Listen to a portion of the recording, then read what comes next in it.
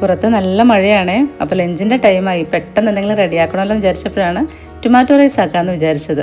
അപ്പോൾ ഞാൻ 1 കപ്പ് കൈമ റൈസ് ഉപ്പിട്ട് വേവിച്ചെടുത്തിട്ടുണ്ട്. പിന്നെ ഒരു 3 തക്കാളിയും ഒരു ചെറിയ സവാളയും ചെറിയ കഷ്ണം ഇഞ്ചിയും ഒരു പച്ചമുളകും ഒരു ഇത്തിരി മല്ലിയിലയും. തക്കാളി ഇതേപോലെ അരിഞ്ഞ് മിക്സിയിൽ അടിച്ചാവട്ടെ ഞാൻ എടുക്കുന്നത്. ഞാനൊരു ഉരുളിയാവട്ടെ എടുത്തിരിക്കുന്നത്. അപ്പോൾ എണ്ണ ചൂടാകുമ്പം കടുക് പൊട്ടിച്ച് നമ്മൾ ചെറുതായിട്ട് അരിഞ്ഞ് വെച്ചിരിക്കുന്ന സവാളയും ഇഞ്ചിയും പച്ചമുളകും ഇട്ട് കൊടുക്കണം.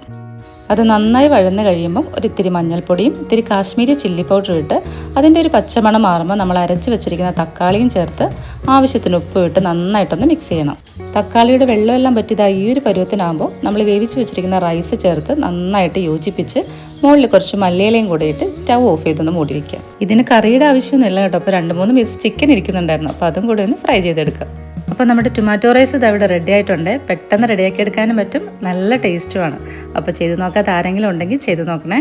പിന്നെ നമ്മുടെ വീഡിയോസ് കണ്ട് സപ്പോർട്ട് ചെയ്ത് കൂടെ കൂടിയ എല്ലാവർക്കും ഒരുപാട് താങ്ക്സ് കേട്ടോ.